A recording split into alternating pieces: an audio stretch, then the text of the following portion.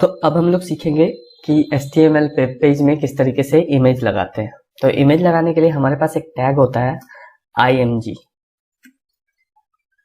ठीक है। तो हम लोग क्या करेंगे, एक img टैग लिखते हैं और ये एम्प्टी टैग होता है, मतलब इसके अंदर कोई कंटेंट नहीं होता और इसका कोई एंड टैग नहीं होता है। तो इसके अंदर हम लोगों के पास एक एट्रीब्यूट होता है src, जहां पे हमें पाथ देना पड़ता है उस इमेज का जो हमें दिखाना है। तो अब आप यहाँ पे देख सकते हो कि हमारे पास जिस फोल्डर में वो हमारा HTML रखा हुआ है उसी फोल्डर में एक इमेज रखा हुआ है जिसका नाम है image.png, ठीक है। आप देख सकते हो कि वो इमेज ऐसा है। अब मैं इसको HTML वेब पेज पे लगाता हूँ तो यहाँ पे मुझे पाथ देना पड़ेगा। तो पाथ क्या है, जिस पेज पे जिस फोल्डर में HTML फोल्डर में मेरा वो first.html है उसी में वो है, तो मैं डायरेक्ट नाम लिख दूंगा image.png, ठीक है। ये एक्सटेंशन डिफरेंट हो सकता है ये JPG हो सकता है, जिफ हो सकता है, कुछ भी हो सकता है। तो जो भी इसका एक्सटेंशन है आप वही लिखो, और अगर वहां पे कैप्स में है तो वहां पे यहाँ पे भी आपको कैप्स में लिखना पड़ेगा, वरना लोकल पे तो चल जाएगा बट सर्वर पे नहीं चलेगा। तो अब इसे रिफ्रेश करके देखते हैं तो आप देखोगे इमेज हमारे पास आ चुका है। अब दूसरी चीज ये है कि अगर ये फोल्डर में होता तो किस तरीके से देते। तो चलिए यहाँ पे एक फोल्डर बना लेते हैं अभी फटाफट। हम लोग यहाँ फोल्डर बनाया img नाम का, इमेज नाम का बना देता हूँ, इमेजेस नाम का। यहाँ इमेजेस नाम का फोल्डर बनाया, इस इमेज को उठा के इस फोल्डर के अंदर डाल देते हैं, मूव कर दिया। अब देखो ये इस फोल्डर के अंदर आ चुका है।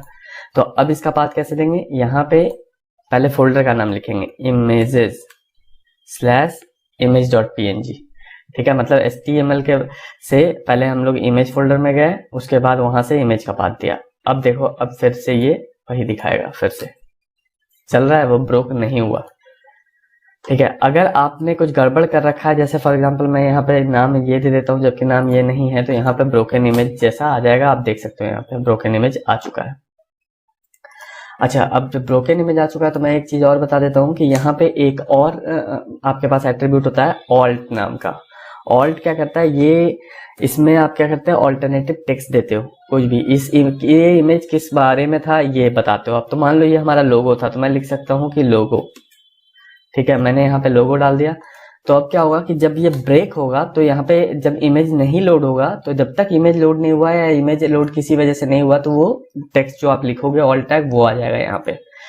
ये SEO में भी हेल्प करता है, और स्क्रीन रीडर जब रीड कर रहा होता है तो वो इमेज की जगह पे इसी टेक्स्ट को रीड करता है। तो ये भी एक इंपॉर्टेंट एट्रीब्यूट है इमेज टैग का। और दूसरा एट्रीब्यूट है विड्थ।